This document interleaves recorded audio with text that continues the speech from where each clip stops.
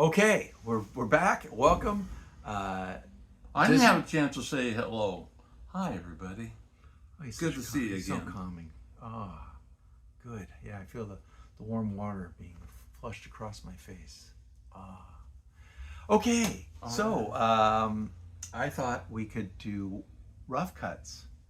Rough cuts. Yeah, these are maybe diamonds. I don't know. There might be diamonds in the rough. It's from Dizzy's collection. These are records I don't know much about. Maybe it's something they sparked my interest. They sparked my interest. So I'm not. I don't think they're diamonds, but I could be wrong. And he may not even know about them. So we're really out on a limb here, folks. Get ready to watch it get sawed off. The Palladians. The Palladians. What do you know about From this the record? cover, and I'm going to guess this is like having a Bill Haley in the Commons records, because you got a bass, guitar, and drums, and they look like they're doing the boogie. So What's the name of some of these songs? Sneaking Around, Playgirl, The Thing, Kiddin', What Side of the Door Am I On? Follow the Heart, Keep on Loving Me Baby, Let's Buzz. The Palladians are Dave Gonzalez, Thomas Yearsley, and Brian Fahey on drums. So I'm guessing, and I'm going to say that I think it's like Bill Haley in the comments. Okay. You got a twangy guitar. You got a guy that'll jump up on the bass and play the bass, and you got a drum, and you're going to have driving music here. Okay. All right. Well, that's kind of curious, but the title Palladians does kind of sound a little bit like that. Might be what it is. Mother Earth. This one I do know about it. I don't think I have this particular record, but I do like. This is their big one that had that song on it, Mother Earth, which was their only hit, in which Tracy Nelson would re-record on many records later on. Yeah, Barry Goldberg's on here. Tracy Nelson, yeah, she's the main one here. Yeah. And I have a lot of Tracy Nelson records, but this is, the early ones, which is the ones that are supposedly the ones you want, right? Okay, she's I think they're more just San Francisco. I think they're certainly a thought of as a San Francisco band. okay. You know. All right. Mercury, so that's not telling me a whole lot. No. But yeah, good stuff. Good stuff. I like that one. This one, I know Dizzy has sang Mr. Blue. The Fleetwoods, I believe, were out of Olympia. Am I getting that right? The record label was out of Tacoma. Dalton. Yeah, it was out of Tacoma, and they're definitely. It's not that unusual to find autographed copies of the Fleetwood records in record stores here because they lived.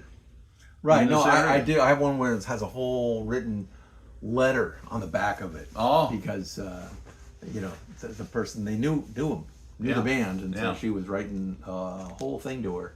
Fun local group that had some great vocal harmonies. I would say they had at least a half a dozen major hits. This one just grabbed me, and I don't know. I had no idea what it is, and maybe Dizzy has no idea what it is. Is this Lothar?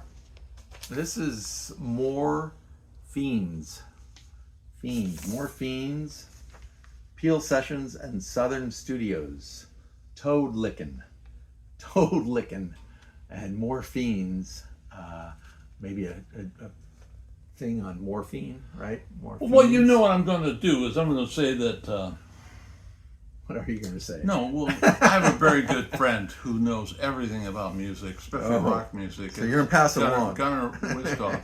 And fans, look for comments from Gunnar Wiskoff on this video because I'm sure he'll give us a complete background on this band. Well, it's 1990. Lunatics. Kind of has a psychedelic Lunatics. cover, wouldn't you say? Yeah, it's got something. There's a frog of some sort there. The toad, right? It says toad. What was it again? Toad licking. So if you lick a toad, you're supposed to get a hallucinogenic feel, right? Wow. And talk about a little hallucinogenic. There's a red vinyl. Ooh. Well, look at that Rave, label, too. Rave Records. Yeah, no, the whole thing. Whoa. Whole thing is pretty. This far might out. be punk. It could be all kinds of things. I don't know without listening to it, but I'm getting, from the feel of this, I'm starting to feel punk. okay. Yeah. Did we even see titles? Oh, it was so hidden that you couldn't see it. Southern Suicide, recorded at Southern Studios. There's things written, but they have such a dark background that you can't read it. Always a complaint for me. I mean, when you don't give me anything, I think it's just plastic. You ain't getting any. Oh, look, he's got something in here. Ooh, let's see here. We've got Morphine's Toad Lickin', recorded at BBC Madia Vale Studios 3, London, England, produced by Dale Griffin. Death, Decaying, Global Junks. One song is called Slug Juice. Slug Juice, yeah. Final Grind. Yeah, so it's got lyrics, Aliens on Ice.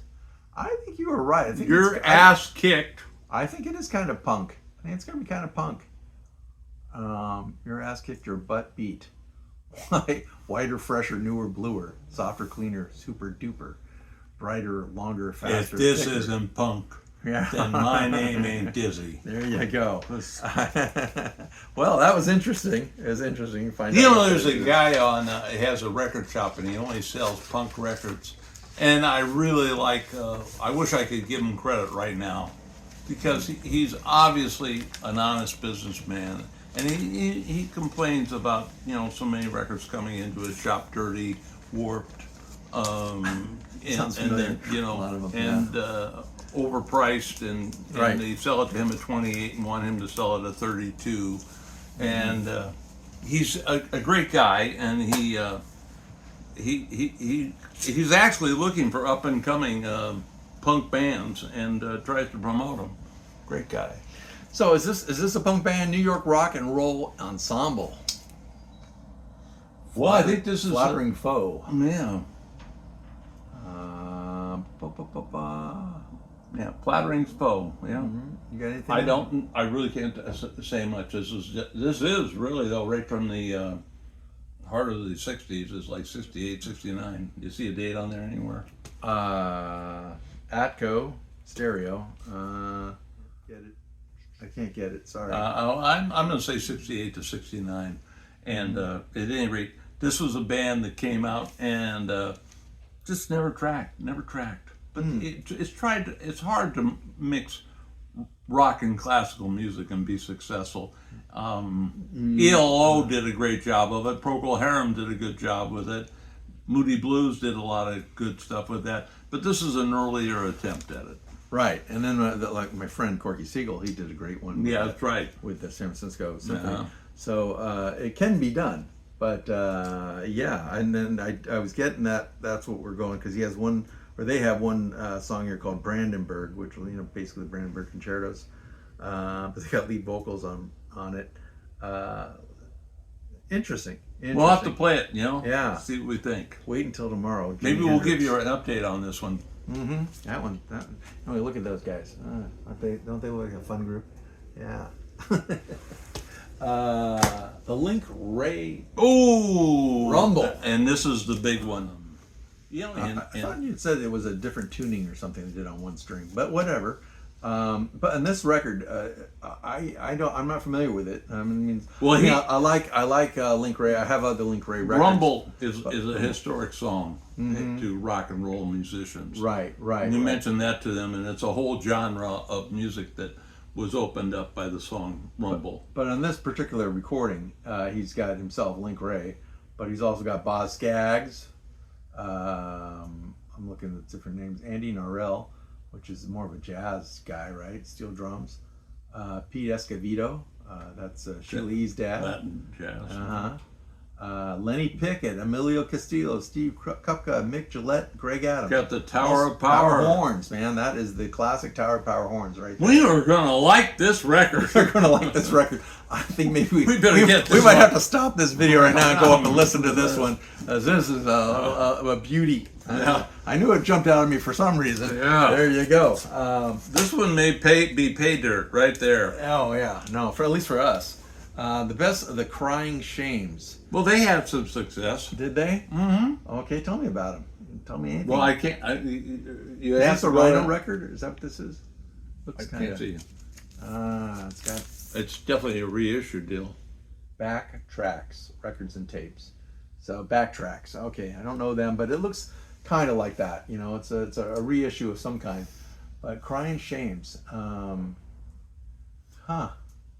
Anyway, so Well, you know, it's a '60s band, I take it. If we had Gunnar Wiskoff right here in between us, he would just rattle off complete history. Well, that's of great. the We don't band. have them. We don't Yeah, have 'em. So I no. break it to you. No. It's you and I. You better shoot whatever you got here.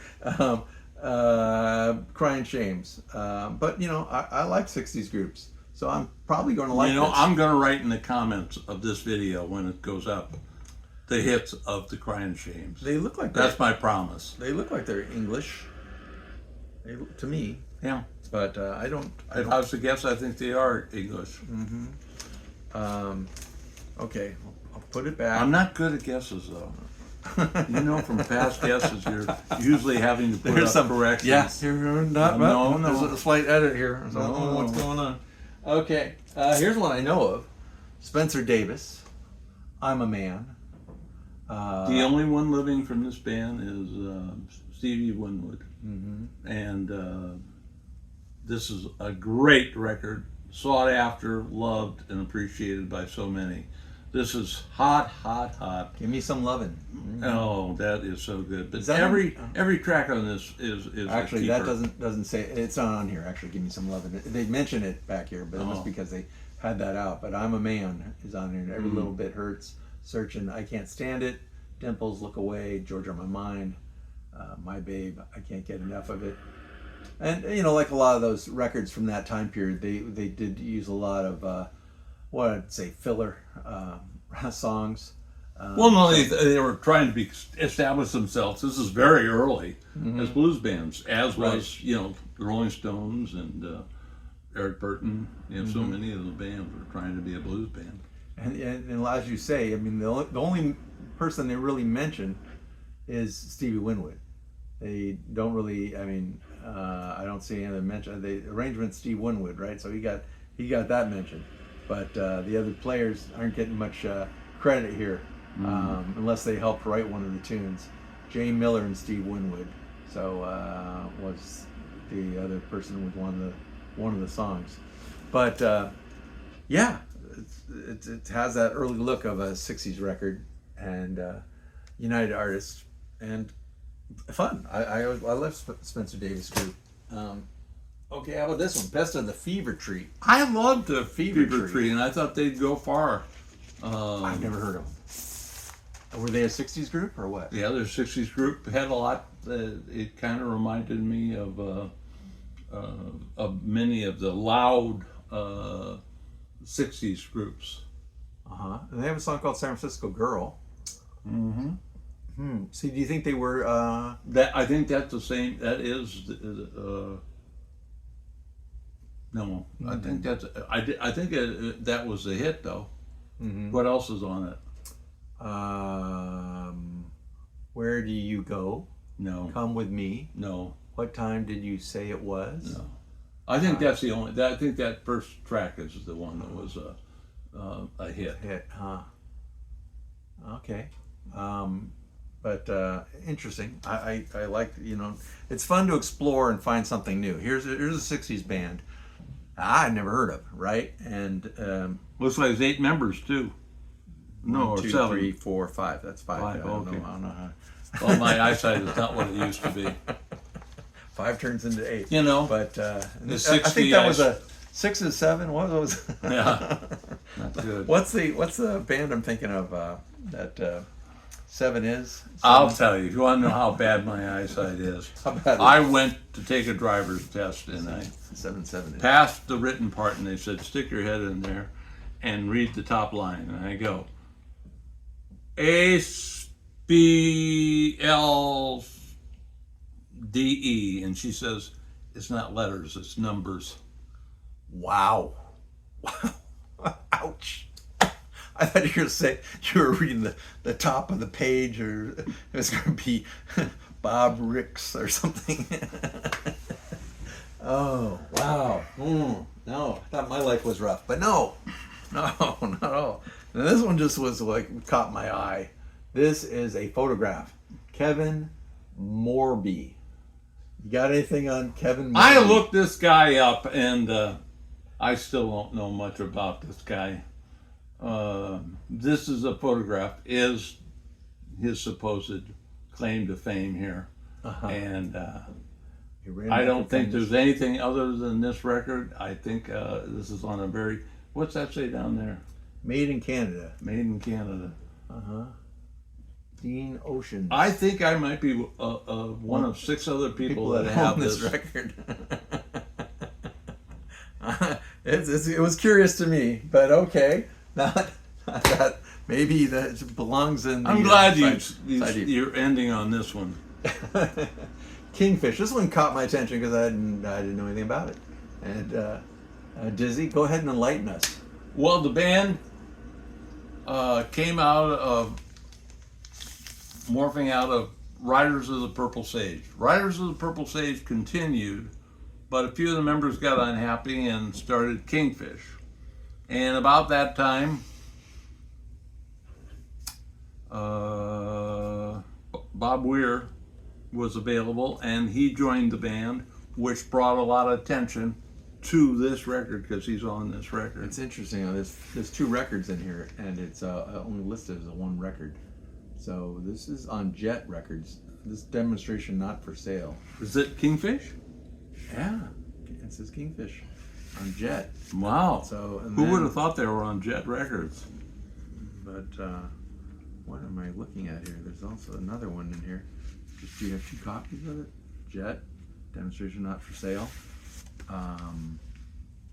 Well, this means that is. Oh, there's a okay. Here's the other one. And what's this one? You got a Crosby, Stills, Nash and Young so far stashed in here. So you may be missing this in another. Yeah. Actually, I know where that's from, and it's from an. I'll have to take that record and just put it in a white sleeve because. There's a white sleeve. Thank you. It's that record had a glued on picture on the front of the album cover, and that picture is missing. So I threw the Cover. and I didn't have the record Okay. and we just found where it is. Okay. Anyway, so were they a San Francisco band? Oh, they were definitely a San Francisco band. Well, then the background. Riders of the Purple Sage was a San Francisco band. And the neat thing about Kingfish is they started in, say, 72, and they have continued playing to the present. So they're still out there playing, though I've never seen them come through here. And I would not be surprised if Kingfish could have, at some point, played with the Grateful Dead. Because Bob Weir would just transfer from one band to the other. Yeah. Interesting. All right. Cool. Learned something new. I don't know about you guys, but I learned something new, and I appreciate that. And Bob Weir, we're sad to say, just passed away a couple weeks ago. We were recording this on January the 16th, 2025, and he passed away about 2 weeks ago. And we'll miss him. Yeah. Good musician and a good guy. All right, so that's the end of Rough Cuts, and I kind of like that name, Rough Cuts. We'll have to look for more of these albums, you know. That's a little bit of work digging for. It works to dig, you know. No, that's why I did. I dug through. Now I got a lot of research to do to figure out what in the hell is the reason for these bands, and there usually is a good reason. Yeah. There's a history there. All right. So champ out and Well, Dizzy hates to say out, but I will. So for now, happy trails.